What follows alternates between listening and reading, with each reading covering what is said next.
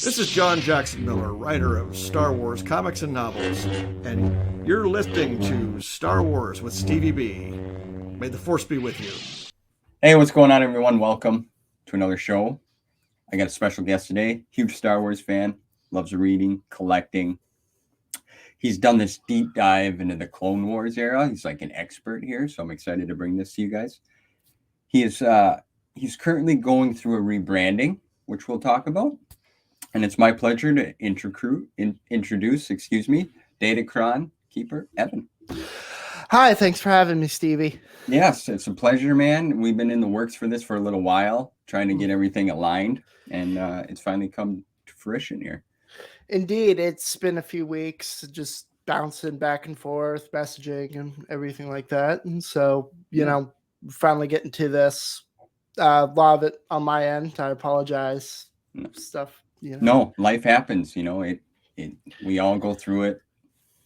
Trying to, we live in different time zones, so that plays a big factor for a lot of folks. Oh yeah. So, but yeah, I just want to say I dig the bookshelf. By the way, it looks really good. Thanks, Stevie. Yours too. Thank you. I want to give a shout out to Chris Nelson as well. He's the one that set us on our course of action here. So, big fan of his, and I just wanted to give him his appreciation there. Of course, I mean, Chris, awesome dude. Awesome, makes awesome videos. But like he makes stuff on obscure stuff, promotional material lately. So check him out. Yeah, good he's friends. Great. So he's great. I've caught a live stream you guys did a while back, and you guys had some pretty good conversation. Yeah, that's been probably a little over a year now, and yeah, I want to get him on again and do something again with him and see where that goes. But yeah, for sure. Yeah, he's always great to have on. Yeah, absolutely. So let's talk about this rebranding real quick before we get into things. I want to get that out there for you because you used to have a different name and now you decided to change some things up. Yeah, so I've thought about it for a couple months now. Just dropping the title of Holocron Keeper just because it's to me. There are a few reasons. Number one, I'm seeing Holocron, people putting like Holocron up more and more now. So I wanted to differentiate myself from a lot of other people going out there. So something a little more unique. On top of that, I wanted to kind of not do a fresh start, but just kind of refocus everything on my channel, try and put a little more effort into getting more videos out there on a more regular basis. And I think by doing this, it kind of puts me, it kind of wipes, it wipes the slate clean and then puts me on a better track, so to speak. So right. No, I get it. And then the third reason is that I run I'm trying to start a Star Wars wiki of my own for Star Wars Legends content, something that's more focused than I hate to bring it up on your channel, but Wikipedia just, over the years, there's a lot of controversy with them, and I've had my go-arounds with them. So, there's that reason because their policy and how they enforce stuff is so off. But I also wanted a place where I had all my information in one place, all categorized without any external influences or anything like that. But that's not to say that I won't in the future bring some people on to work on the wiki as well. Sure. That, anyone can access. So yeah, that's a great idea. Yeah, I know a lot of people reference that site, and that's one thing I want to talk about too is like the continuity and the consistency. Like I know that's kind of like a big deal to you, and that's to be honest. I mentioned this with Meg Reviews. We had a conversation and we were talking about like I would hate to have that job of trying to piece together where this fits in the puzzle. Right. That would be tough because there's a lot of material. Like I'm just getting into this journey and it's like, yeah, definitely there's a lot. I think I've categorized, there's well over 1,000 different books and stuff like that, and material, DVD, just over the last, I'm going to round it up, 40 years of Star Wars storytelling. And I'm talking about Legends continuity in Right. total there, not really any of the new canon stuff, which I'm never going to put down. That's somebody else's Star Wars, but it's not mine personally. Mhm. But no, when it comes to all this stuff and keeping track of it, it is very difficult. Sometimes, and we can go on to this a little more, Sure. discussing the Clone Wars stuff, but you have to, over the 40 years, you run into a lot of contradictions, a lot of retcons, a lot of stuff that doesn't carry over from one storyteller to another when it comes to lore. And at the time, none of this was really centralized. And, it became more centralized once the prequel started coming out in the 2000s, but it wasn't very centralized beforehand, and contradictions arose, and you had stuff at a higher level than books and comics, and then all other stuff. So it's definitely something that is, it takes a bit of understanding to, I think. Right. And like I purchased some of the complete encyclopedia, for example, right. Is, how far did that go with everything? They say it's complete, but. Right. And that's the thing. It only goes up to 2008. Well, actually, technically 2007, but it includes stuff from material that was being worked on at the time. Right. So the Clone Wars TV series hadn't come out yet by that time, but it includes stuff from essentially previews of the first season, like kind of little synopsis or bios and stuff like that. But it didn't really go beyond that. So what I really would have liked would be, released or would have been a good idea to release, and it could be a fan work, but something that an addendum sort of book where it's marked 08 through 2014 or beyond, whatever, but include an extra volume of that, and just include like updated stuff. Yeah. And I'm sure there's a lot of other folks out there, because Star Wars is a huge community, that like I give so much praise to you, to all you guys, including yourself, with the work that you put into this, because it's like you've spent numerous hours on this, from what I've gathered, and I've listened to a few, and I mean, they're like 3 hours long a pop. Yeah, the Clone Wars timeline stuff. Right. Yeah. So that is, the hours is definitely the word for that. But yeah, we'll get into that. That. I just wanted to kind of get the rebrand, what your thoughts were with the timeline, and you posted some pictures of your new studio you're working on. Mm-hmm. Looking good. Yeah, I essentially have moved 2 rooms, so this one offers a little more wall space for an extra bookshelf and stuff like that. Good. Looks good, my friend. Looks good. So let's get down right to it. How now? Tell me, how did Evan get to the point of Datacron Keeper, Evan? So tell stuff right from the beginning. So it's it's very I can't say my story is not romanticized or anything, but it all probably started because I was born in 98. So I'm 24 right now. I'm going to be 25 later this month. But, I grew up, I wouldn't say that I grew up in the prequel era, but I grew up in the tail end. So as a kid, when, I was 7 years old when episode 3 came out. And I was 10 when the Clone Wars TV series came out and the movie came out in theaters. But I vividly remember when episode 3 was out, came out, and all the promotional that they did for that. And I was just so enthralled by like I guess it was at the time all that merchandising stuff. Like Burger King did a Happy Meal promotional stuff at the time. That I, we went to Burger King a lot when I was a kid. So Well, so did I. Yeah. So, you'd get a Happy Meal toy, not a Happy Meal, but a toy, your meal and whatever. So that kind of drew my interest to that as a kid. But I would think that, when Star Wars Episode 3, the merchandise came out, I think I went to my parents at the time. And from what I know, it's like, what is this? Yada. And my uncle, who was born in, I think, the late 60s, early 70s, because he was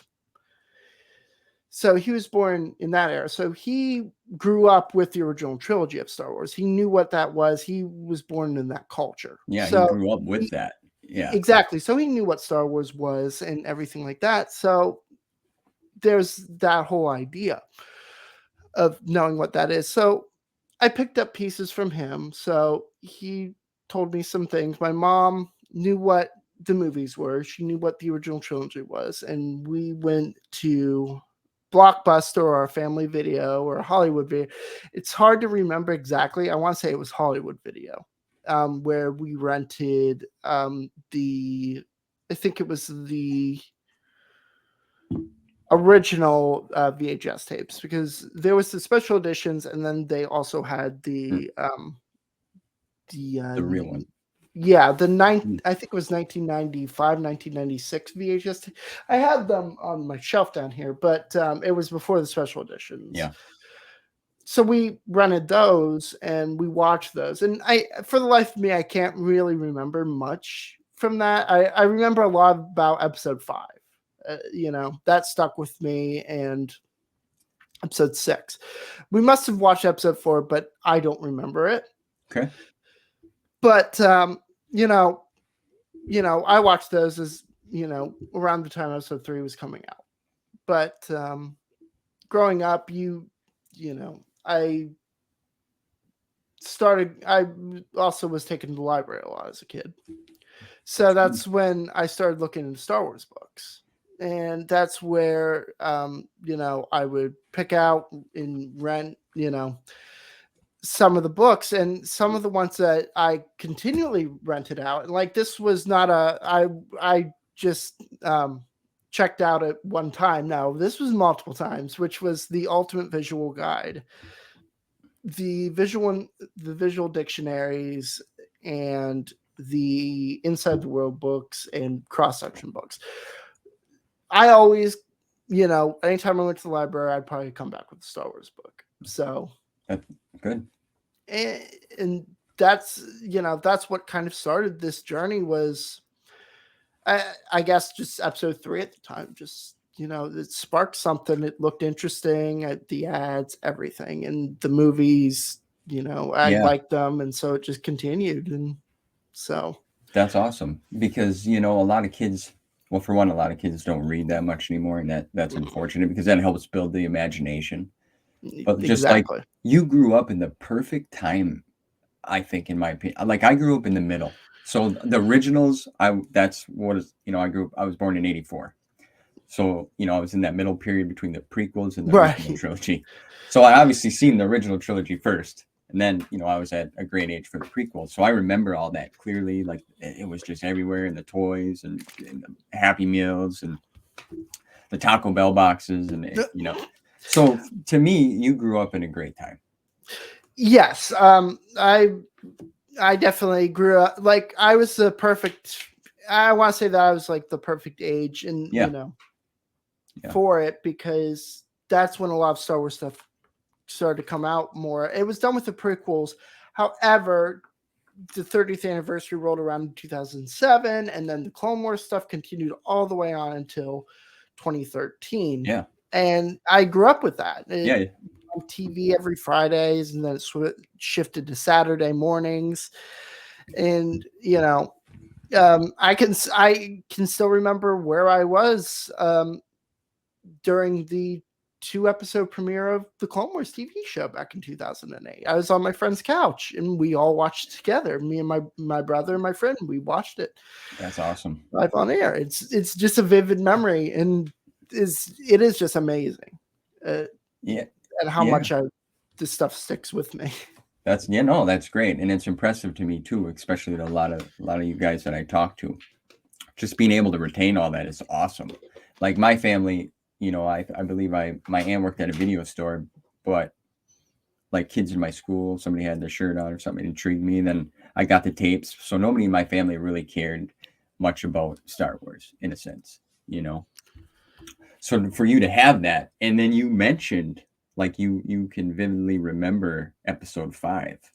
Do you remember like any specific stuff for episode 5? Just I remember as a kid, episode 5 just has a lot of great scenes in it, such as the ice battle on Hoth. You have the lightsaber duel. Yeah, you have the lightsaber duel between Vader and Luke. You have the training on Dagobah, the stuff in the Millennium Fall. All those are just very iconic scenes, and it's just it's kind of stuck. And kind of circling back really fast to there was a time between me knowing about Star Wars but me not watching the movies yet. I had friends on the playground, who also kind of described Star Wars to me at the time. And I still remember one of them is he said, because I drew, I don't know where these pictures are, but I drew them he's described Palpatine as, oh, you can see his brain. And to me, I'm just like, wait, what? And I just didn't understand. So I've just I just have this drawing of just a brain just coming out of like a hooded cloak somewhere. That reminds me of the Ninja Turtles, Crane, the original. He was the brain looking thing. Yeah. Yeah, I was a big Turtles fan too, but that's a tale for another time. So yeah, that's cool. Yeah, I mean, even kids, that's how I seen the shirt. What is that? And then you ask your family. Next thing, I got all these toys. That's why I like collecting them old, because that was from my generation. We had them, Power of the Force figures. Power of the Force, Shadows of the Empire came out around that time. Special editions, So it's just it's pure enjoyment when you think back to it, like you were saying, with your buddies on the couch watching the Clone Wars together. Like, that must have been great. Yeah, it's definitely a memory that sticks with me. It's I came across probably a couple months ago, like somebody on YouTube, had like an old recording of the premiere, like the countdown to it, because they ran a countdown, like premiering in 5, 4. I'm just like, Jesus, I just remember this, and it's like it just strikes you. That's cool. With all that, do you I'm sorry about your uncle there, but did you ever go to him for advice, like once you kind of or what his thoughts were? No, my uncle's fine.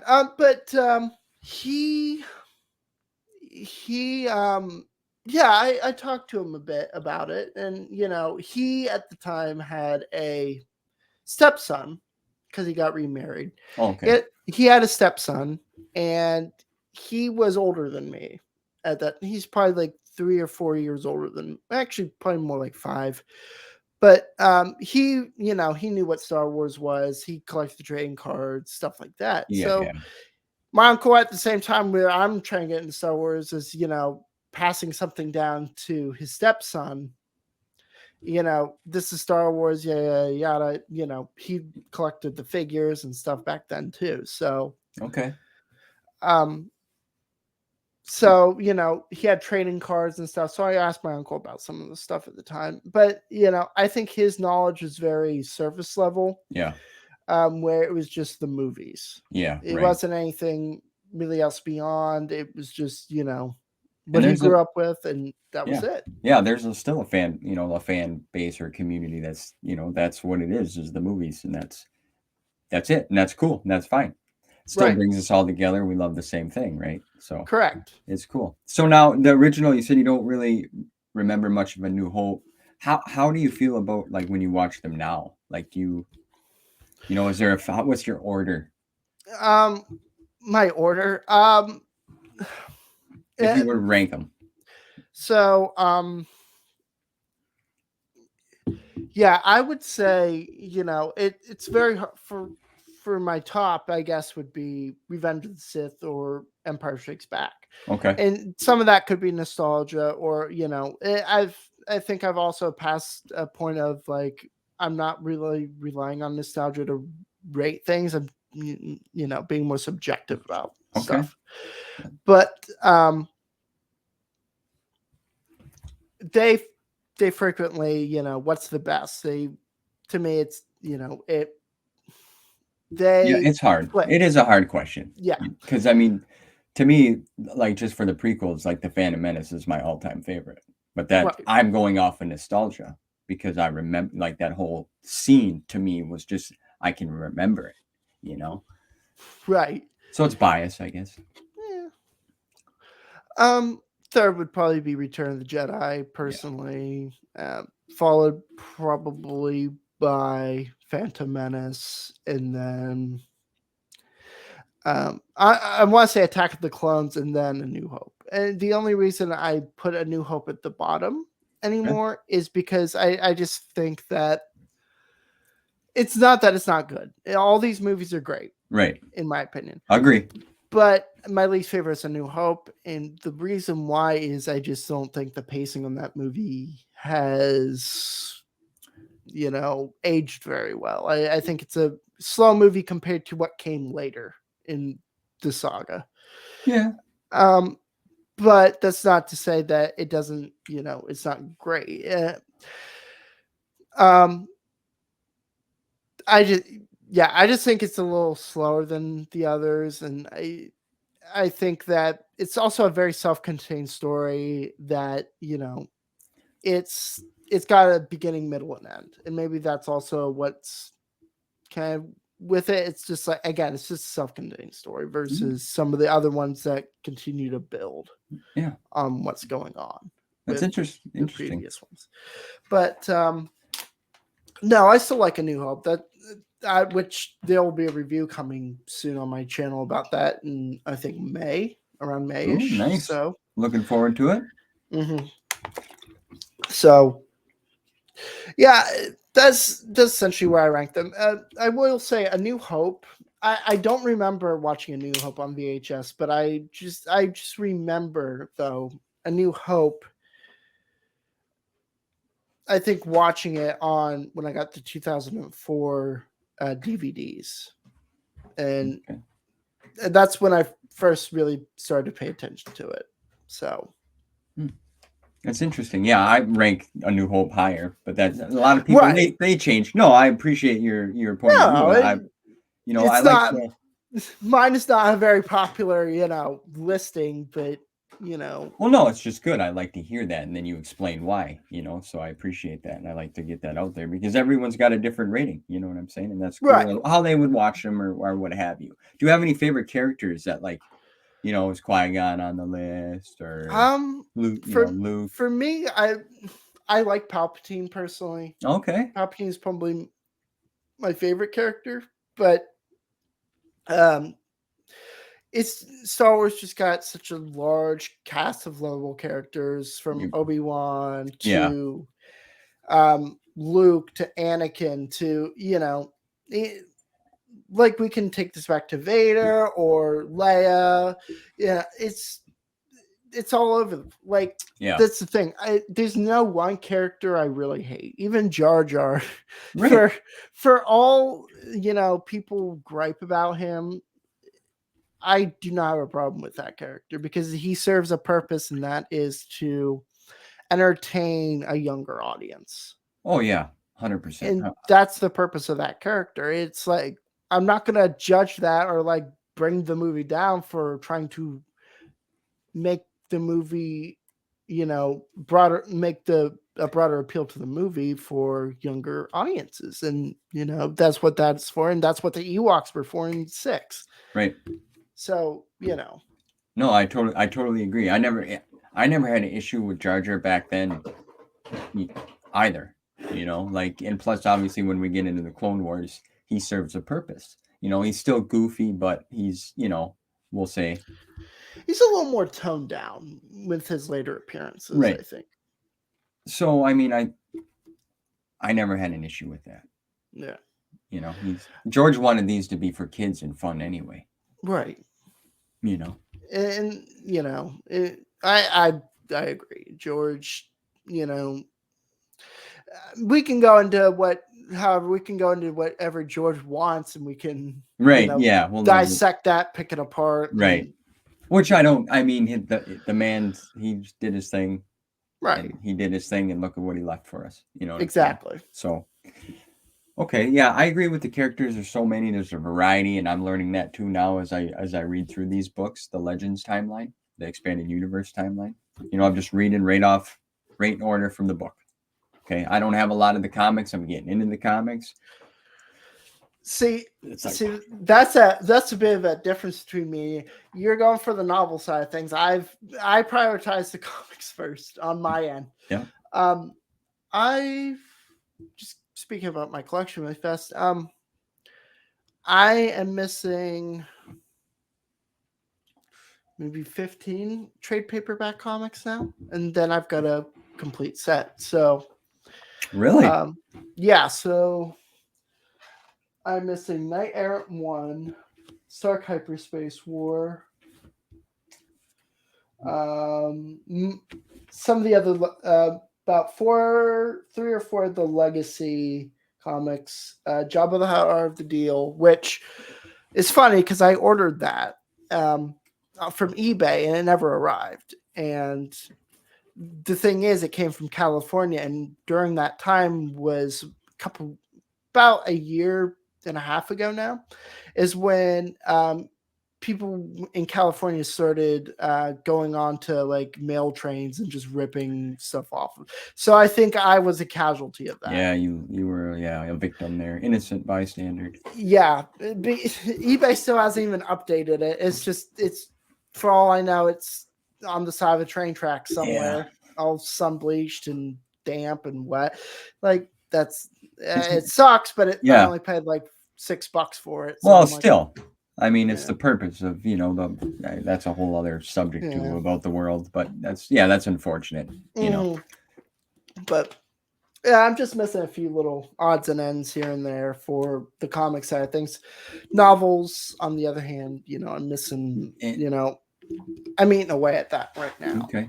I don't mean to jump off subject, but you're fine. Since you mentioned, the mail, it's like, honestly, our postal workers, like I live in Wisconsin, so like, we get snow here a lot and it gets cold. So, and rain, snow or shine, they're out there doing their thing. So I appreciate the effort they do. I just wanted to say that, Yeah. They don't get enough credit. But so the comic book side of things, that I'm starting to get the epic collections. That's kind of where I'm at. There's some of them are expensive. I was turned on by Tales of the Jedi, by the Revanchists. So it's a lot, these comics, man. It is. So for I have my opinions on the epic collections only because I've bought a few. They're right now somewhere in storage in the other room. Yeah. But the epic collections, in my opinion, they're a great way to build a collection. They are including everything, which I do appreciate. However, I don't appreciate Marvel not printing more of them. They seem to have done a limited print run of them, and that was it. Yeah, that's all we got. And I would say keep on. Like, if you have to even do on-demand printing for orders, keep doing it. Just because thing is, you're driving these things up more and more, and especially for like an omnibus, essentially is what it is. It's something for people to collect these things cheaply. It isn't an individual comic that people value, and that goes up and up and up. But it's something that should be readily available to any and all readers. Yeah, I was going to say, like, I was trying to get one of the first edition of the Tales of the Jedi, and it's like $100. it's like, oh, well, I mean, I get it, but like that's what one thing about collecting. We'll talk about that Mhm. since you mentioned that too before, books and comics. Like some of the books are hard, like Jedi Quest is hard to get, or the Young Jedi Knight series, like these books I want to get, but it's like I can't afford some of these prices, and they're not, some of these books aren't that great of shape. Right, and that's another great another great thing you bring up is, when you're looking for stuff, how much are you willing to pay for the quality, and should you pass on it Right. if it's rare versus and that's the big question there. And I don't know, in Wisconsin, do you guys have half price books like We do. those stores? We Okay. do. Well, I got one about an hour and a half away from me, but I just have a hard time traveling. Yes. Some health Same issues. with me. Like mine is about an hour out from where I'm at. Yeah. For example, but we have like 5 of them in that, hour and a half kind of radius there. Okay. So that gives, that gives me a lot of a larger pool to go to and sift through. But Yeah. some of the eBay prices for some of the junior novelizations, aka like the Jedi Apprentice and Jedi Quest books, those are, eBay price on those are just like, Yeah. come again. Whereas half price books, I can go in there, get it for like $3, and I'm like, okay, we're done, and walk out. And going back and quickly circling back around, like, what do I pass on this because of the quality it's in? And most of the time I will go, I'm just like, no, I'm not gonna.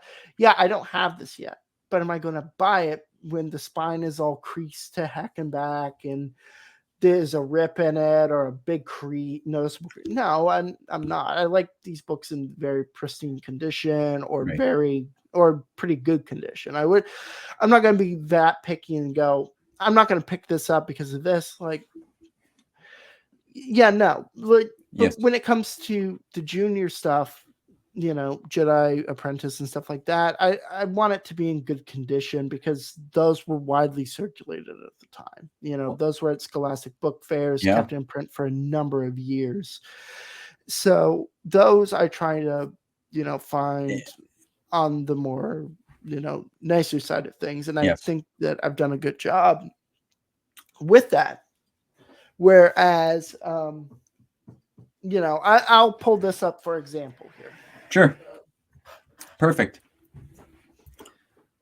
So this, for example, is a UK exclusive. Oh, and nice. It's called Jedi Dawn. And it was published by Box Tree Limited in London. So these are just choose your own adventure books at the time. Let's see if it'll focus. Yeah. Yep. So these were never sold in the United States. Yeah. The condition of this is, if it focuses. Yeah, I can see it looks great. It's all right, but you have like a crease here up top. You have kind of bending on the spine. Okay, now I see it a little better right on the running down bending on the spine, stuff like that. Now, when it's rare like this, I don't come across many of these. It's UK exclusive. Do I buy it or do I pass on it? And in this case, I usually will grab it because if it's at a good enough price, you never know when, this stuff will appear. Because the chances are this will never appear in a half price books here in the States. You have to be pretty lucky for it to. I've seen a few things pop up. Box Tree, comic book stuff, but this stuff, so you have to kind of get this on eBay or wherever you can. Just like kind of the Heart of the Jedi. I was fortunate enough, like I got involved with this after the fact that it was just recently put up on Amazon, then take it down, but I had won a copy off of Star Wars Timelines channel then, and I got it and it's in great shape. And I'm very glad because you look at the eBay prices of them and at one time, and it was like $300. Yeah, and that's a lot of that is that's crazy. it's crazy because it's a bunch of, and I don't understand this, and I think it is a bunch of speculators and people who bought up a lot of copies, like, oh, lost, like they didn't know exactly what it was. They just saw Star Wars and it was Yeah. up on Amazon, and they're like, lost novel. Oh, let's buy a bunch of these, put them up on eBay, and Yes, some people I'm sure have done that or do that. Yeah, I agree. yeah, and to me, it's, I see that kind of stuff, and I understand if you want to double or triple the price on these things. I Wow. understand that. But $300 for a book you can get print on demand For from free. Well, it's from not mine Lulu. for free, but Well, yeah, yeah. but you can get this stuff, and it's like, what are you, crazy? Like, for anybody who buys this for that price point, like, seriously, are you crazy? Yeah. Well, Don't do it. in It's a not sense, worth it. we are the market. We push the market price too, because like you said, what are Oh, you yeah. willing to pay? You know? Right, and that's the thing. It's like, we push the price, but there are also other factors. Like, Yeah. okay, when it comes to comics, for example, Star Wars comics, because it's a subset of, it's subset of us is collectors, but it's also a subset within comic collectors. So that also Yeah, that raises adds the to it. bar. Yeah. Yeah. So that's the thing with that whole thing. Novels is not so much an issue. More so first editions for novels. I've Okay. seen copies of Tarkin and stuff, and heck, I could even say sci-fi book club stuff, because there's a niche collecting market for that Yeah. too Yeah. out there, who wants to collect everything the sci-fi book club ever published. And so there's that. I have a few of those personally, but I don't keep them on my shelves yet. And that's something I probably want to do in the future, is In the replace. works. Yeah, something, not right now, but maybe down the line in a couple years, like, Yeah. just start replacing all my, not like my paperbacks, with the sci-fi book club ones, Cool. because I like that smaller format versus a larger um, book. If you don't know what the size is, it's what the essential legends. Yeah. Yeah. Is that trade paperback size? It's a hardback trade paperback size. Oh, I like that. That sounds nice. They are honestly pretty nice. So Yeah. I like the feel, like you said, I like the feel of the Essential Legends size book. I think that's yeah, perfect size. perfect size. I fully agree. I do not. The reason why I don't like the pocket or mass market paperback is just because it just feels like every time I open it up, I'm going to bend the spine and break it. Yeah. Well, see, yeah, like recently I was like, oh, I'm gonna get rid of all my hardcovers. I'm gonna get soft covers just because, for room but now it's like the older you get, I wear glasses too. But like I like the bigger font as well, the bigger writing. You know what I mean? So now I'm like actually liking the hardcovers because they're a little bigger. If I don't have, I assume you have all the Essential Legends. I do not have all of them. Okay. I started collecting them, and then I fell off of it because I started reprioritizing. But Sure. The thing is, with the Essential Legends collection, I feel like that's what they're gonna, Del Rey, or what I should say, Random House Worlds now, because that's who has the Star Wars license now, is another subsidiary of theirs, or imprint, I should say. What they have, they're gonna, I think, start transitioning away from the mass market paperback. And I talked to Chris about this, and he thinks the same thing. Where they're slowly trying to phase that out, I and agree. probably, get to the trade paperback size, and that's pretty evident when you look at the paperbacks that they're releasing for New Can stuff now, which are all that size. Yeah, I was just gonna say, I was in Walmart yesterday with my wife and daughter, and they had Princess and the Scoundrel, a canon novel in the trade paper. I was like, whoa, that's the first time I seen one of them, other than a hardcover, right? The newer material. So it was just, I like that size. I think it's great. I agree with you and Chris. I believe they're trying to phase them out, so. They'll do it gradually with the Essential Legends collection, and that's another thing. I feel like they're eventually going to get through all the Star Wars novels, Yeah, and put them into that format. I agree. Now, some of those, I do have my doubts though with some of them. Some of the more off ones like Scourge, which is down there. I just, Yeah, I haven't read that. no, I haven't either. So a lot of this I haven't read Okay, yet. I know what happens in them, right. but being busy stuff. Are you reading something right now currently? I'm reading the episode 4 novelization currently. Oh, nice. So I'm reading Attack of the Clones. Yeah. I actually have that one in hardcover right there. Bingo. Yep. Bingo. I can see it. Yeah. That's actually something I got when I was probably when I was like 12 or 13. My grandmother picked it up at a yard sale, and so that's cool. That was part of the whole thing that came with it. So we touched on the films, kind of how you felt about them, how you came up into it. We got all that. Now, I could keep talking on this subject here with you for a while, but let's get into the mad scientist that you are. Like, how did you fall and get intrigued by what made you want to do this? Like the deep dive of the Clone Wars era and the continuity. So with all that is that I saw,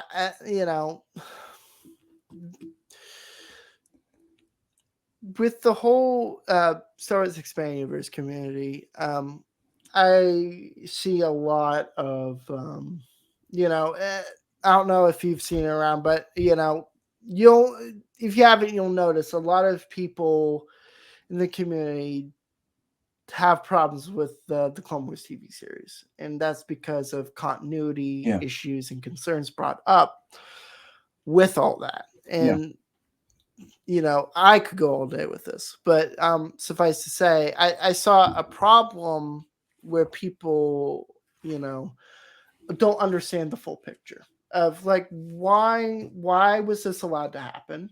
Why was TCW allowed to retcon and overwrite stuff that came in the EU? Why was it allowed to ignore it? How does this all fit in? They didn't give us a timeline for everything. And, how do we solve this? And how do we go about in this community to solve this issue?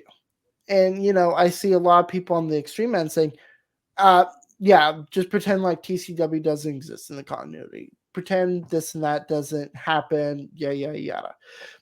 And I'm someone who's like, no, that's not the case, because we have a multitude of reference books that reference TCW events. We have a multitude of things that reference older events. So you can't get rid of it cold turkey. You can't just do that. So there has to be a solution there. And, since nobody else wanted to take the time and be like, how does this all fit together logically? Why don't we do this? And again, why are people so confused on, the facts of why this was allowed to happen? And at the end of the day, it was allowed to happen. I'll start with why it was allowed to happen was because at the end of the day, George told Dave that he didn't have to follow the material that was in the books and comics at the time. He was, only the statue that George always believed in. And some people will say that I'm heretical for saying this, but George didn't view the expanded universe as canonical to his movie. He never considered it part of his universe. He always found it as a different universe or something separate from his movies. Now, again, licensing and Lucasfilm will tell you otherwise, but Lucas himself says that's completely separate universe. It's completely different than movies, and they are connected. When an expanded universe fan says they're expanded universe fan, you can't have the expanded universe without the movies. So that's, you know, there's that. But what George essentially is like, you only have to be beholden to my 6 films. However, you can draw from, however, just like George did, he could draw from the expanded universe ideas and concepts and stuff like that, which is what, you know, Disney does now. That's pretty much the thing. So they can draw from a concept, bringing it in a new canon. It was essentially the same thing that George did, you know, when he was in charge. He would just bring an element or two from this into his movies, like Coruscant, for example. So again, and I can go back and say Dave wanted to do the show completely different from what George envisioned. Dave wanted to do something a little more in line, less invasive to the overall continuity of Star Wars. This is evident if you ever pick up The Art of Star Wars, The Clone Wars. There's an interview of what the origins, the original plot of the show that Dave wanted to do. But George pushed for, let's have Anakin and Obi-Wan in this. And let's have this Padawan idea you have, and let's make it Anakin's Padawan.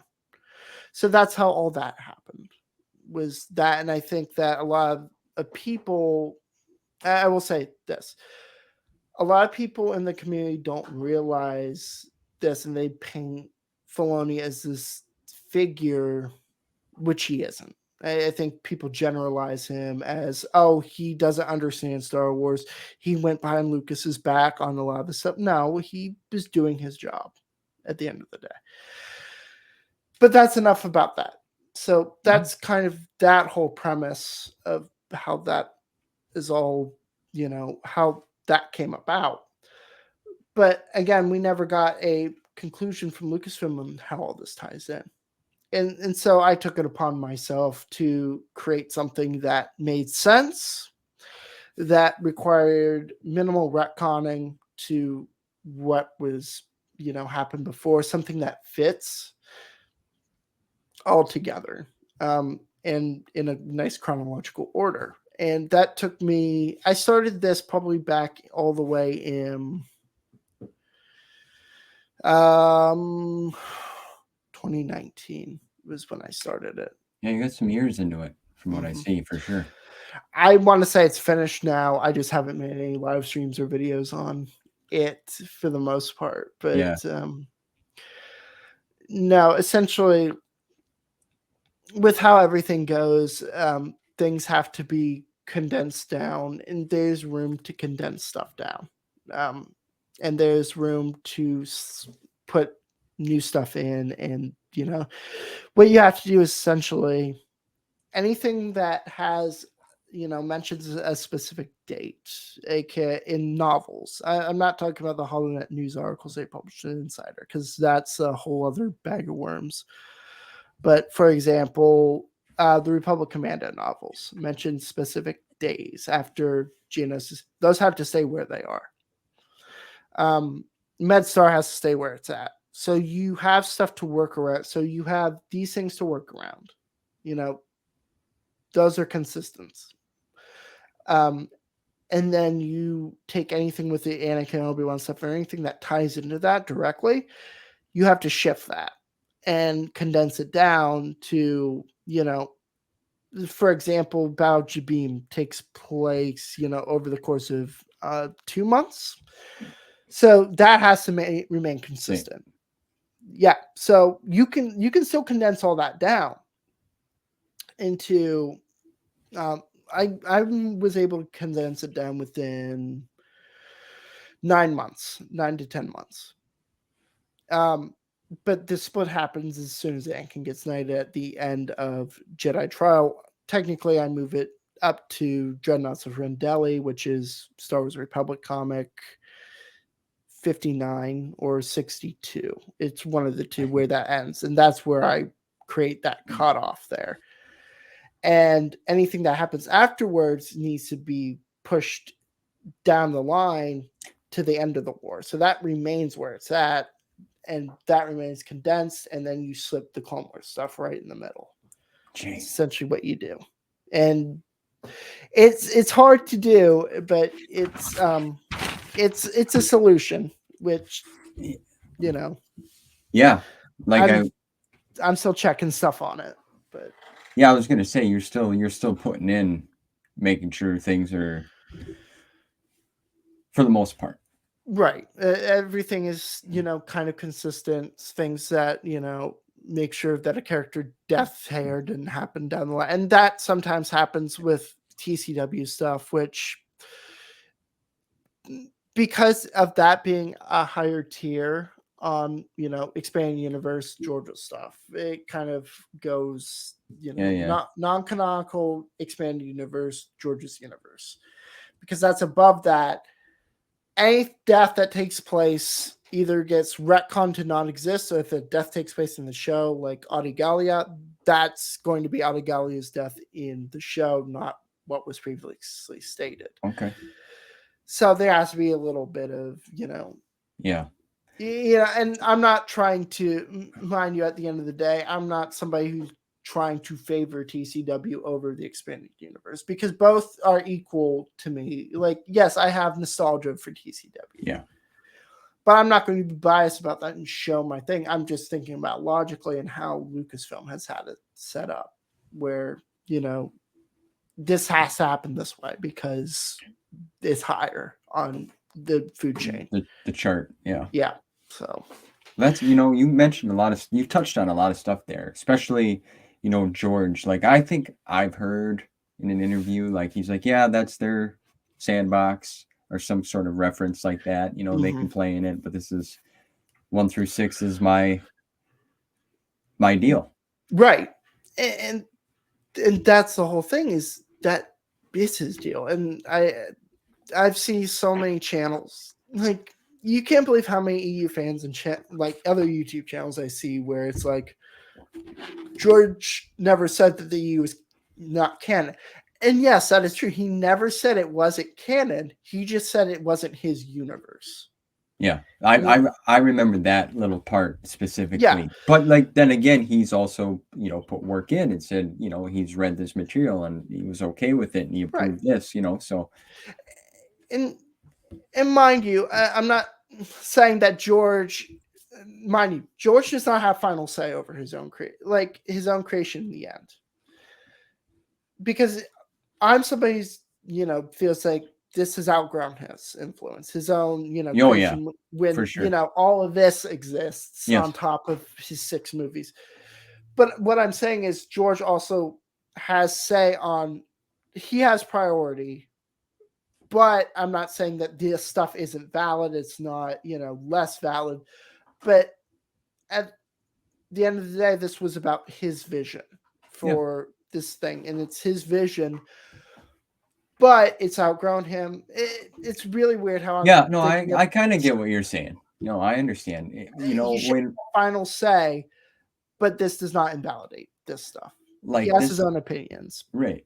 And from what I'm learning so far, and I don't know everything, and I don't know, this is just my own thoughts of this, especially, but like reading this material, it fits. Like, it's crazy how it all so far from what I've read, it's just, it's a masterpiece, really. For every, I always think of it this way, because there is some things that aren't consistent throughout the EU, because it's never going to be consistent. It's a fictional universe with hundreds of writers.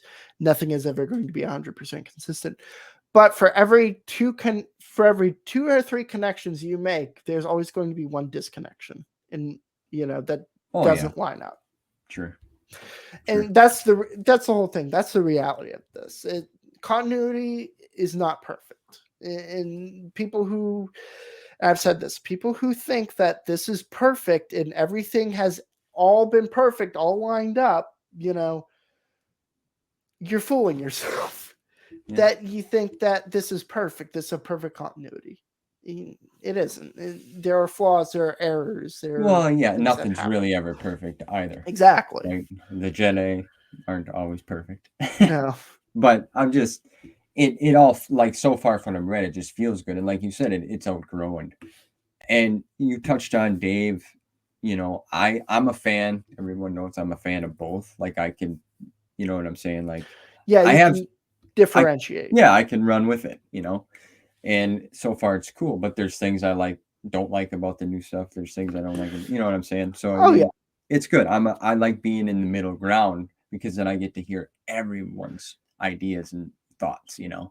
exactly, and that's how I think a lot of people should be. And again, even though I don't like Disney canon or new canon, whatever you want to call it, Sure. even though I don't like that continuity because I think it's done a lot of big missteps already, and do I think that's any less valid for somebody else, or do I think that's not Star Wars? No, heck no, no. That's still Star Wars. Yeah. That's Oh, yeah. just not my Star Wars. Yeah. And Right. And that's everybody's perfect. entitled. That's cool. And that's the thing. Is like some people in this community don't understand that. They want to throw hate towards other people, and it's like, Yeah, no, I don't. and, and I can understand, okay, from a certain point of view, no pun there, but the 40th anniversary Return of the Jedi edition, from a certain point of view, that's coming out, I believe, later this year. But it's we can all come together and talk about the same thing, and it's great. Everyone's got their own opinions and ideas. I've been grateful. Everyone's been great to me. You know what I mean? Like I'm positive. I want to be positive. I want to bring positivity to everyone. That's what this world needs. And I just Oh love yeah. being able to talk with other fans, of both canon, whatever. It's perfect. So yeah, I mean, I can understand though people being very upset that grew up and read all these books. Okay. And then Oh yeah. Disney bought it and then they're like, that's just legends, So I can understand that. But the hate, there's no need for hate. This galaxy that was created was brought to bring joy to people, Oh yeah. and it's brought a lot of joy to a lot of us, and that's why we're here today, right? Exactly, and that's I every week I see two things that pop up on my my subscription feed for stuff. And it's like how Disney Star Wars does this again. It's like just so negative, and I'm like, why are you even like doing this? Just let people like what they like. Right. I'm sorry that I'm sorry that I hate to bring this up on your show, but I'm sorry that you hate. I'm sorry that this bothers you so much that you have to make videos on this and hate on other people, what other people like, just to validate yourself. And again, I'm not saying anyone in particular, No. but there are a few people in my mind that I think of who do this, and I think I understand people who have valid points to make on this, but when it's something that is consistent across their platform, it shows like you don't care. You only care about the outrage you're creating, and you only care about what views you're bringing in at the end of the day. And that's I want to I try and distance myself from those kind of people, of people, because it doesn't do anything good for the community. It doesn't do anything good on in general. Just a bunch of negativity stuff. And that's why positive vibes over here with Stevie B, brother. That's how we do it. You know what I'm saying? It's all good. Yeah, you just skim over that stuff, but like some of these books, I'll be honest, I've cried. I'm not gonna lie. I'm an honest guy. I'm gonna tell you straight up. I've cried, so I could see the emotional attachment, saying, "Hey, I built this around these characters." But anyway, that you just stay positive, enjoy what you like. I grew up with Luke. Luke's my guy. Other people, I've said this many times. Other people have grown up with Anakin in the prequels. Now there's people growing up with Rey and Finn and all that stuff, and that is cool too. Everyone's got their thing. So yeah, it just you've put all this time in. Like, when did this like click? When did the light bulb turn on? Like I got to do this. Like when was? It's been so long ago, But when I discussed, I think it was when I saw a lot of people just kind of just needlessly attacking this or Yeah. misrepresenting the truth, and it's just And then no. you're like, I'm gonna get in there and take care of it. Oh, that's Yeah. cool, man, because you put a lot of time.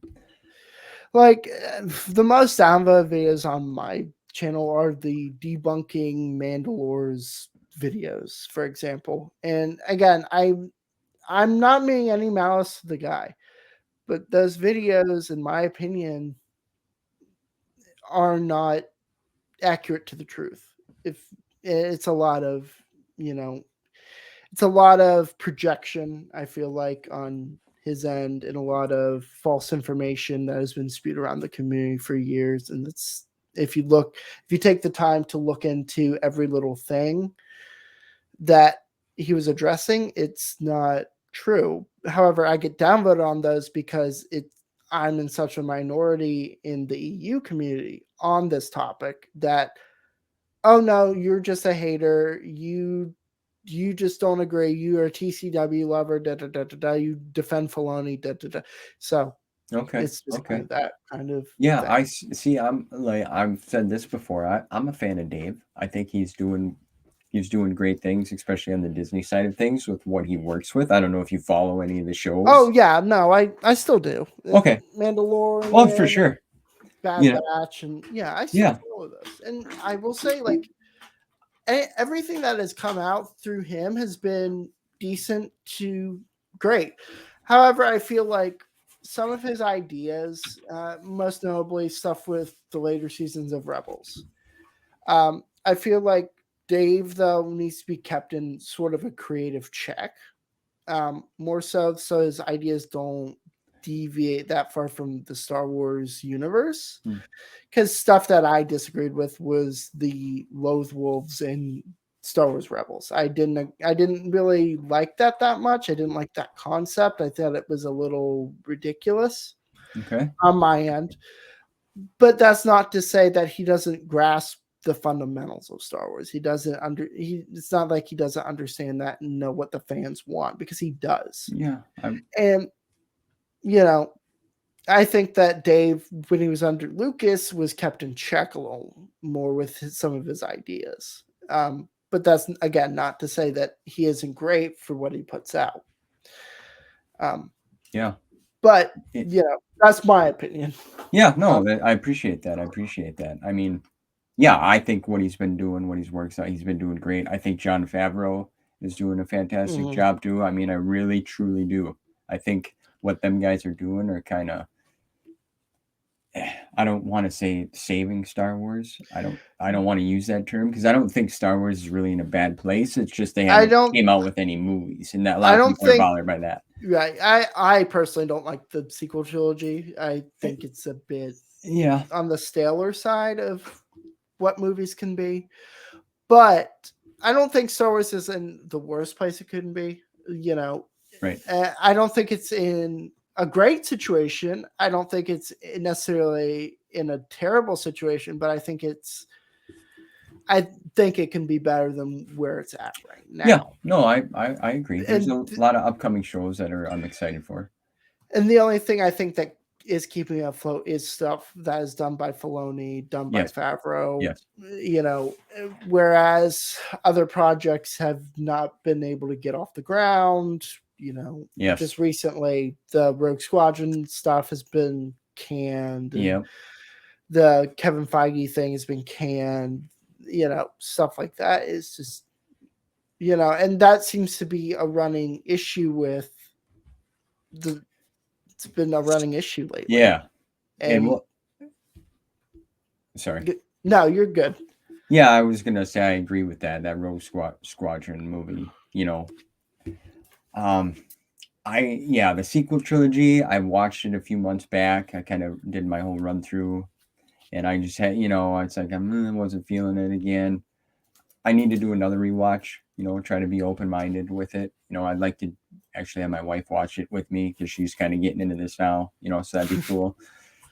So yeah, but like Andor, I know a lot of people were a fan. I know Star Wars has a whole other backside besides the Jedi and the Sith and the Force. And, like I understand the behind the scenes people, in a sense, we'll say the people on the ground so I need to do a rewatch of that. I watched it all, but at the time I wasn't happy because it just felt it wasn't, I wanted happiness, joy, and, and we didn't really get that.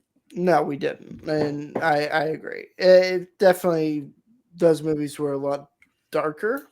And I'm not the biggest J.J. Abrams fan. I think that he and Ryan Johnson do a great job. But again, that's my opinion. Definitely, I think if they were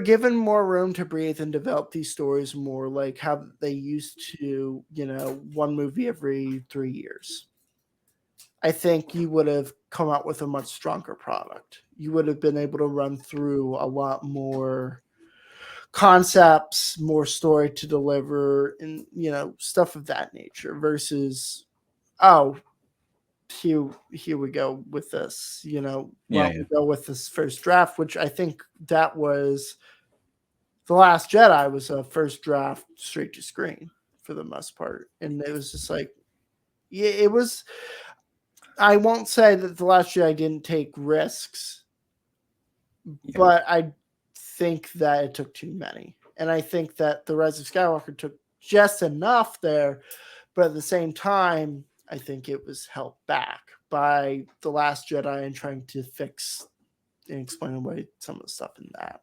It's definitely all of that trilogy's all over the place. Yeah. Like I said, I want to rewatch it again, be open, because I've watched them 3 movies the least out of anything. Like I've never, and I'm not saying, I want to say all the actors, actresses, everybody that puts in the work, whether if we like it or not, like it's bold, takes time, effort, so we can appreciate that, To me personally, I think Solo is the best movie that they've done so far. Solo, I rewatched that about a year ago. It's not as bad as I thought. No, it's fun. It's fun. I like Rogue One more. I think Rogue One's the best film that they've put out so far. But I will say that Solo is also a close second. Followed by Rise of Skywalker, and then the other two. Force Awakens felt bland, and mind you, when I first saw these movies in theaters, I went like 3 times to see each one. Okay. So it's not like I didn't give them a chance to, And I initially liked them, but as I rewatched them, I'm like, you know what? This isn't holding my appeal like the other movies did. So, like I can rewatch Revenge of the Sith hundreds of times. Oh, yeah, we all, right. Whereas with those movies, I'm like, okay, get to this part, yada. It's like, okay, cool, we're done. Yeah. And that's how it is, unfortunately. Yeah, no, I appreciate that. I understand. Yeah, I've Rogue One is good. Like I like the Vader scene, obviously. That's just epic. You see the little scene there. So that was cool. But like I've only watched, the sequel trilogy maybe like a run through of 3 times altogether, maybe. Right. And that's getting up, walking around, you know what I mean? So, and I've watched Solo. A good friend of mine, Spencer, and I went to see Solo in the theaters, and it was just an amazing time. It was. And really, there was not many people in there because I think we waited like a few weeks after, So I think it was just there might have been 2 other folks in there with us, Yeah. Solo also kind of got off to a bad start, I think, in theaters because people off of the sequel stuff. Yeah. It was mostly off of because it was the movie after The Last Jedi. Yeah, I believe so. And that movie really turned the fan base. That's what I heard. Yeah, that's what I heard. So it didn't sell that well. It didn't do good. And that's the thing is Lucasfilm, apparently IGN reported Lucasfilm hesitant to make any quick movies based upon Solo. And it's like, Well, you need to understand why Solo flopped. It wasn't because of that. It was because you guys put out a bad movie 4 months earlier, and people didn't like it. Well, what happened? It's the outcome, right? And then You you're were putting torn. out, a new movie only 4 months later, and you're being like with this, and it's, mind you, people are on the fence about this movie because it's like you're recasting some of the main characters, and so that's what. Well, you had to. Yeah, You have to. In a you sense. have to, but at the same time, that's what that's what ended up happening. Is that why Solo did bad? But they're not seeing it that way for some reason. Yeah, well, and I just hope now that they take a little time. There's some management changes that's happened. We'll see what Bob Iger, I believe, is back calling the shots. So we'll see what happens. I'm happy for me. Like, yeah, I'm a positive. You know what I mean? It is what it is. So we'll see. We just got to give them a shot. I think directors and producers are kind of a bit nervous to pull the trigger on a movie project because of some of the negativity. Yeah, I believe so as well. So, and I personally think my opinion is we're streaming series is going to be the thing. That's what my thought is. And that was kind of what George's thought was too. After everything, he thought that this was going to be it. This was going to be the future. Yeah. It was going to be TV, live streaming, but he sold his company before the chance could present itself for him to do anything like that. Which Lucasfilm wasn't in the best financial situation when he sold it. He overvalued the company and everything, but it happens. Yeah. So circling back a little bit to the Clone Wars stuff, as you were going through this, how were you logging, writing notes, on the computer doing the timeline thing?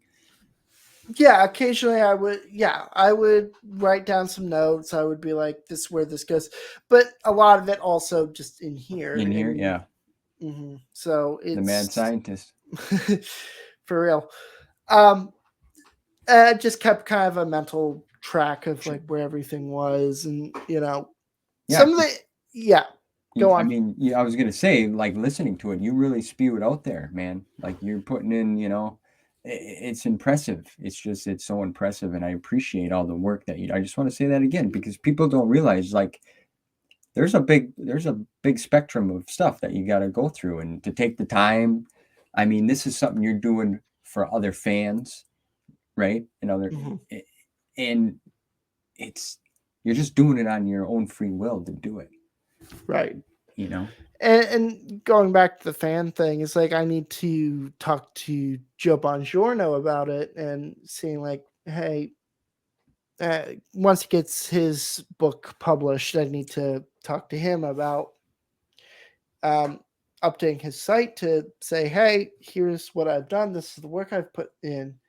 Is there any way we can update your site to reflect this timeline? Yeah, because his site is a bit wonky with some things I've noticed with placement. I'm like, this doesn't work here because of this and this, Okay. Most notably his Clone Wars Gambit books, which are in a weird position on that. So it's definitely weird. Right. But so is there any? Oh, go ahead. Sorry. No, you're fine. I was done. So is there any something that really stuck out that you could when you were going through this that really just grabbed your attention? I forgot about this and this goes here. Can't say that just looking back. No, that's fine. Well, I will take into view there. Because I keep everything chronological there. I'm just wondering if anything really sticks out. I can't say off the top of my head. Because it's just because I haven't worked on that in a bit. Yeah, but you know, I can't say that anything really stuck out. More so, just like it's very simple. In the grand scheme of things, it's simple. It's the details that get complicated. Yeah. But nothing has really stood out too much for me when it comes to this. It's off the top of my head, I can't think of anything. But well, let me ask you this now. So does season 6 and 7? How does that fare shake up for you? So there's some debate, and I think some people will disagree with me on this, but I include season 7 in Legends. Yeah, only because it's still part of. I say this only because it's still part of the TV series, Right? Even though it was canceled, and I was on the fence about this myself. But after watching the episodes, it's like, you know what? Some of this can work, actually. Like, the majority of this can still work within what's previously established. Yeah. But after, watching it and being like, you know what? I can make this work. It's not totally unreconcilable. Okay. So I consider it. There's some debate, whether people accept that because it's Disney that made it. It wasn't under George's influence, but it was written. But that stuff was written and proposed at the time when George was still there. Okay. Yeah. Yes, changes happen, but that happens all the time. And, production stuff gets cut. Scenes get cut. Stuff happens. Yeah. But okay, I was just curious. It's been a little while since I watched the Clone Wars. I started a couple months back. I found how you should watch it chronologically, the episodes, because they're all over the place. And that's another thing, is that their order on how you watch that is like different from. I've noticed, like, the chronological order that they have on their site is different than what would be in the EU. Because there are some games that have these events take place. Some take place before, and that's because authors and stuff like that were made aware of the synopsis of some of these episodes, and it was in production order. So the first season goes really in production order. So you have, if you've read Wild Space, you'll understand like immediately like what happens. It's after the movie, it's not Malevolence. It's after the movie, it is the downfall of the droids arc, then Malevolence arc. Okay. So it's really weird because the droid arc came out later in that season, where the production number for that was pretty much like right after the movie's production was done. It got done. And so that has, according to Wild Space, that has to take place before, that has to take place right after the movie. Okay. So have you read them books? I've heard different things about like the Stealth and Siege and. Yes, I listened to the audiobooks for them. Okay. And honestly, for me, I think those books kind of get a more negative impact. Okay. People say that No Prisoners is the best book of them, which, I agree. But I think that Karen Miller, who wrote the Siege books, does a great job with those. Okay, good. Continue. Oh, I was going to say I had asked another friend of mine, Alex, Magnino Alex, about if I should read them in the timeline, right? Because I unfortunately, well, you hear things about books, right? Mm-hmm. This one's bad. Well, yeah. Right. So I always heard like them books, people just were like, but like I own them. So I want to read. I'm going to give them a shot, because some books I find that somebody doesn't like it. You hear a few different people, don't read that one. And then you read it and you enjoy it. You know what I mean? Like, so everyone. Yeah, definitely. So I was going to ask you what your thoughts were, and it seems like you like them. Yeah. So Wild Space, the thing is with Karen Miller, she tends to drone on a little bit more than some other authors, but her stories are, I want to say, are solid. Case in point, I'll just give you, I won't spoil anything, but brief synopsis. Wild Space is an Obi-Wan and it's an Obi-Wan and Bail Organa book. So that book is good for fleshing out their relationship. And it's about them first. Essentially, that book is about them first meeting each other.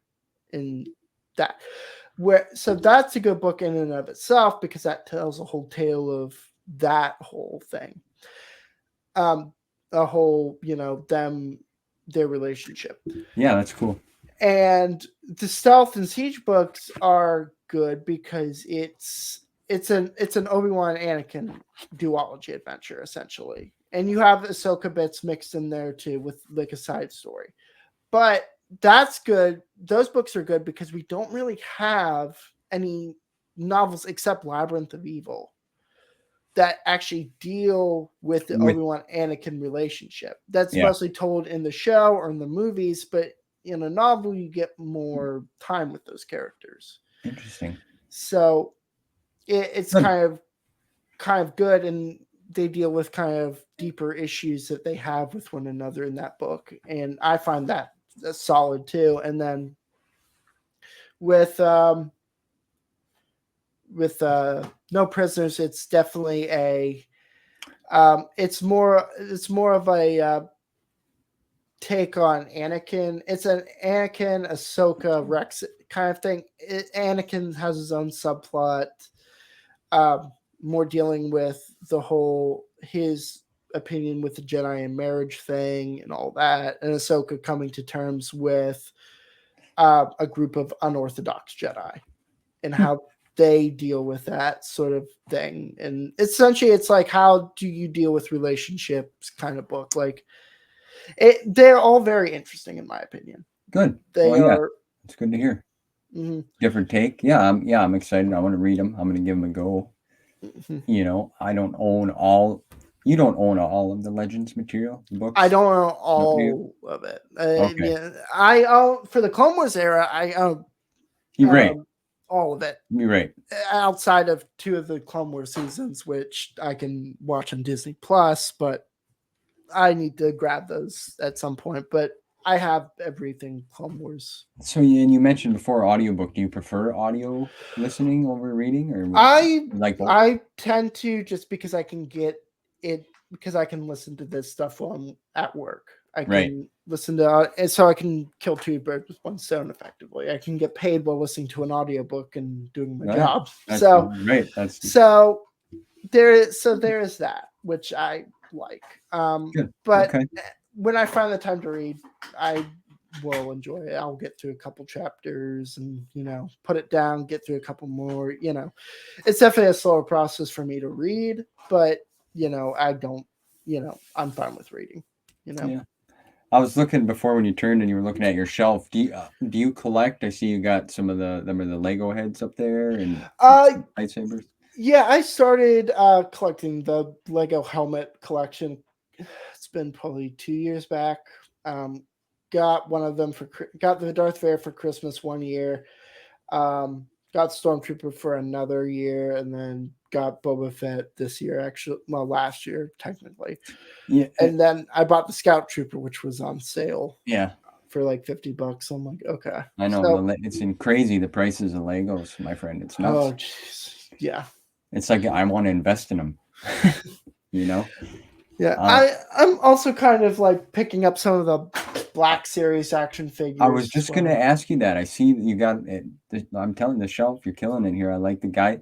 Do you keep any in the package? This was a question I want to ask, because I have Black, and it's like I'd like to display them rather than outside, having them in a box. But it's like that goes back to the money thing, I have a few that are still in the package, like some that I still have to do reviews on, like because I want to do some of that, so I still have them in a package. 2 of the ones that I have, which were Target exclusives, like last year or the year before, which were the TCW Anakin and Obi-Wan. Okay. I have those in the packages just because I want to keep those at least kind of nice, because it's retro packaging, and plus it's that nostalgia. It's you're. I also have a ARC Trooper, which is Captain Fordo from the original 2D Tartakovsky Clone Wars series. I found him at a Walmart not too long ago. He's in the package still. That's cool. And then I had Delta Squad, which are the Gaming Great exclusives. You can get at GameStop or EB Games, I think, in PAL regions or whatever. Yeah. So those are also currently in the packages, which will be taken out to do a review once I get a hold of Scorch, which comes out, I think came out yesterday. I don't know. Yeah, that's one thing too, for collectors, all this exclusive stuff. It's kind of like, I get it, but it also, it stinks too. Yeah. I'll be honest. It really makes me mad. Oh yeah, just trying to find the stuff, and then they sell out really quick. Yeah, and then it's like you got to be there, and before the store, you're camped outside waiting for the doors to open. And the Black Series now, they raise the price of them, and it's like, oh my god. So I think for me as a collector, I'm just gonna like go for specific characters that I really like because it's just a money thing. Mm-hmm. Oh yeah, that's definitely what I've done. Is so pick up. I've even characters or whatever. There's been a few conventions around my area where like vendors and collectors come. It's like a big deal. I've traded a few of my figures for, like, I picked up the Jedi Knight Revan GameStop exclusive. I did some wheeling and dealing, So yeah, I was wondering if you collect other, and what your thoughts were on opening and not opening. Yeah, the thing is like I've just never been for I've never been somebody who's like, I'll keep it in the box, keep it pristine. Like, what's the point? Freaking display these things. Like, I know you have your Power of the Force back there. Yeah. But it looks like some vintage collection stuff too. Yeah, down on the third shelf down there, them are the Power of the Force. Like, I got the TIE Fighter and the ATST. I got Luke's land speeder. Right.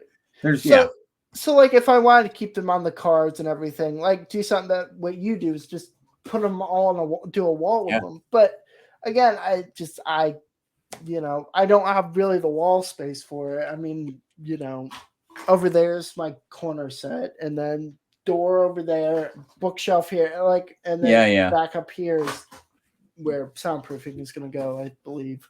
But I don't have the space for it, but Yeah, this room was actually I got two boys, and it was actually their game room when they were younger. So they had like their video game system set up on them, so that I kind of started messing around, and now they're older and they want to be in their own rooms and playing, so I got this little room to kind of as my little same thing when I was a kid. Me and my brother were given a room. This is you guys' room to do with what please go nuts. Yep. So, but yeah, I want to start opening my Black Series figures and displaying them. That's kind of what I think I'm going to start doing, and just collect a certain few. Yeah, definitely that's the way to go, because again, you'll run into some collector prices before too long, and So on your channel as well, I seen that you do a book club, or you have done a book club. Are you going to get back to doing that? I used to do that with Ryan Kinnell, Lethal Lightning, and Callum Johns back a couple years ago. We were planning on doing more, but we just kind of dropped it at the time. Yeah. Okay. Because I think they got really busy, and it's hard when you get we got busy. Ryan moved to Florida around that time, so he was busy with all that stuff. Callum went back to school. Lethal dropped out, so it was very hard to coordinate anymore, and it happens. I mean, do I want to start another book club at some point? Yeah, maybe when the channel gets a little more sizable to do it. Probably do one and go from there. Yeah. And see how that goes. But I don't think I will do it with those hosts again. Okay. No offense to them. Ryan's cool. Callum Callum is cool, but Callum is hard to schedule around because he's in Australia. Yeah, I'm that in makes the it tough. US. Yep. Completely, there's 11, 12-hour difference there. Yeah, that's So tough. that will make that very difficult on either ends, especially since I think we both now have full-time jobs. So that makes it very difficult. Whereas, so Yeah, no, I hear just you. finding people to do that with or co-host or whatever, it might be great, but we'll see how that all goes and further down the line. But right now, just focused on Getting the channel going again. So that's what I was going to ask you. What's the plan? Like, but now the plan is to get I think 2 or 3 videos out by March. Okay. Not March, but by May. Sorry. And then do a live stream around then, and do a live stream next month at the end of this month, and then I think April is just to do a monthly little check-in, and then. Yeah, see, I've never done a live stream. I've wanted to. I think it'd be fun. I've never been a part of one yet. Because I mean, I'm an early bird. I get up really early. Right. And I go to bed early, and that's just I've been that way my whole life since once I started high school, got a job. I was always what I mean. So I was pretty disciplined. So I'm not a late, stay up late kind of guy anymore.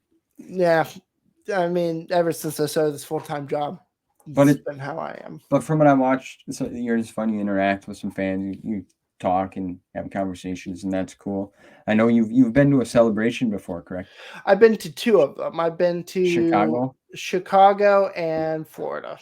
So I went to the one in Florida in 2017, and then I went to the one in Chicago in 2019. Nice. That's a lot of fun, I can imagine. Eh? It's fun. Very crowded, but fun. Yeah. Meet anybody? I met David Hall of Solid Brick Studios actually at both of them. I met Star Wars Theory in Chicago. Oh, cool. Did a brief conversation with him. Nothing too much. Right. Definitely, I will say he's definitely a little awkward in person, but that's my opinion of him. He seems nice, just kind of like seemed to be out of his element. And again, this was in 2019, and I think he was starting to really, grow his channel more. So he wasn't used to it. So you didn't no movie stars or authors. Or... I did see Warwick Davis on a Segway. Nice. Warwick Davis on a Segway. I met John Jackson Miller. Yeah, he's a great man. Back, I think that was in Florida, and then Jason Fry in Chicago. Oh, nice. So I have his autograph, and Chris Travis's, who does Love Star Wars illustrations in My Essential Atlas down there. So yeah, it's always cool when you get to meet people like that. I met John Jackson Miller, Mr. Miller, a few times, and he was on the channel. He's like one of the guys. He just loves talking about the stuff. Oh, so yeah, cool. He does. It's awesome. I like that. I appreciate that, very much. So yeah, I would like to go to an event like that. It'd be cool. Do you cosplay at all? No, I don't. No. Okay. I've thought about it, but I don't. You look good as a Wookiee or an Ewok. You got the hair and the face. Yeah, I was thinking about getting into it a little bit. I ordered a Jedi because if you could be a character, this is a little fun. Like what kind of character would you be in the world of Star Wars? That's very hard. Imperial officer, maybe. I don't know. Oh, wow. Nice. Imperial officer, or maybe a Jedi. It's definitely difficult to really pin down of like what you'd want your career in Star Wars to be like. Yeah. So. And I meant no disrespect about the Wookiee or Ewok. No, that you're was a fine. compliment. No, you're okay. Good. All right. I'd make sure. I get a lot more roastings from Matt Wilkins. Oh yeah. So. He's funny. We've been trying to connect, but like I said, he's got a family. I got a family, and I'm not the night bird, so I don't. But yeah, I was curious because everyone's a little different, but an Imperial officer or something along that lines has been the first so far, my friend. So that's interesting and cool. Yep. Well, okay, what would your name be? Do you have like a character? No, I do not have a name. Come on, you But got to come up with one now. Fast And Sycamore. I don't know. in time, you'll come up with one. Yeah, I It will. stumps everybody. I've always had a name ready to go.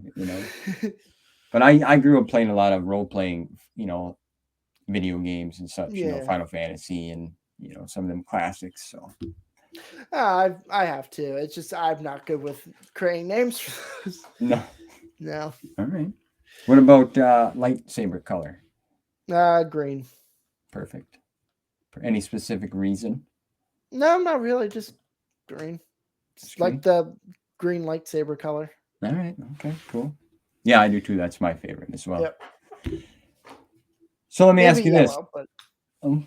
maybe yellow. All right. But Yeah, I'm hedging on the side of green. all right. So let me ask you this. There were some fun questions, but let me ask you a little more serious question here. Is like how is how is now I'm mumbling here. How has Star Wars impacted your life? Well, it has impacted my life that I monetarily I'm not great, but I'm joking. No, but I think that it's just had a huge impact of what I do. Yeah. I do this. I collect. I would say it has a huge impact personally. I live, breathe Star Wars for the most part. And there's so much of it, and it's a beautiful thing. There is. And it gives everyone something a little bit different out of it too, which is so fascinating, Exactly. And I like being able to hear people's stories and share them, and it's just a blast and then you could see, from like you really like the Clone Wars era, and that's cool. So I would come to you for you put a lot of heart and soul into that, man. And it needs to be put out there. You need to talk. I mean, seriously, I'm not just saying that because you're on the channel. It's a lot of work. It is, and thanks for recognizing it. But no, yeah, if you want expert, that's what I say. There are, every fan has a different area of expertise. Again, mine is Clone Wars stuff. You can go to someone for Mandalorian history. You can go to somebody else for, timeline stuff for the Bantam era stuff, Old Republic stuff. There's all kinds of different areas. And that's the thing is there are different experts in all these categories and areas that it's it's hard. I'd like to think that I generally know what's going on, but Clone Wars is definitely my area of expertise. I would say yes. Check mark. Yeah, if you want collecting information or anything, Chris Nelson's a good person to go to. He knows a lot about that. I think he has everything. Yeah, he's great. Yeah, I've been trying. He's got obligations and a family, so I totally get it with him. But yeah, I wanted to talk to him because he's very knowledgeable about the whole collecting thing. Yeah, collecting is a whole other world of Star Wars as well. Right. And it's huge. It really is. And that's right there is probably about, I want to say about 62% of a collection, of a total collection, maybe more. It might be more, but I've got room on the shelf for other things. It's just taking space. But no, I hear you, man. Well, Evan, this has been a lot of fun, my friend. Same. It's a pleasure. I'd like to have you back on. I know everyone says that, oh, well, we'll have you back on, but truly, everyone that I talk to, I'd love to talk to again. It's just setting the time and figuring out because it's so much fun. And I'll put a link in the description for your channel for everyone to check you out. And I suggest highly everyone check it out. Evans, he's very good at what he's been doing. He's put, like he said, a lot in 2019, 2018. Hours, and I'm not kidding you. These videos are 3 hours, 3.5 hours. You know what I mean? And it's incredible. And I appreciate it, sir, very much. If you guys don't have the attention span for 2-3 hour videos, watch them in sittings. Yeah. I had it on the other day at work, just, and it's like, man, he's just diving into this thing, and it's so cool. And being able to have all the material as well is, I mean, you got the backing for what you've been, you're getting it right off the sheet. Exactly. And that's another thing. Also, I recommend watching some of those videos as background noise as well, because some of it I don't do some things, I just type on thing, but I talk, it's good. It's more of a podcast kind of format, a lone podcast format. But I will say, just plugging my channel really fast. Yeah, new videos, May reviews coming in May for new stuff on the channel. So if you subscribe now, I'll be doing 2 live stream updates in the next 2 months. Might do another live stream here or there, whatever. But videos probably coming in May. So excellent. Watch out for that. Just around the corner. I'll be looking forward to it. I see you got any more pictures or anything you're gonna post? I might. Depends. I might tease a little more, but we'll see. Gotta have some fun with it. That's what it's all about, my friend. Fun. And again, everyone, thank you for everyone's support and tuning in and checking out the show, hitting the like button, subscribe, tell your friends. Your grandma, my grandma watches. I've got to get her on. I've been telling her she's got to come on. I said, everyone's going to love you because I talk about you all the time, Grandma.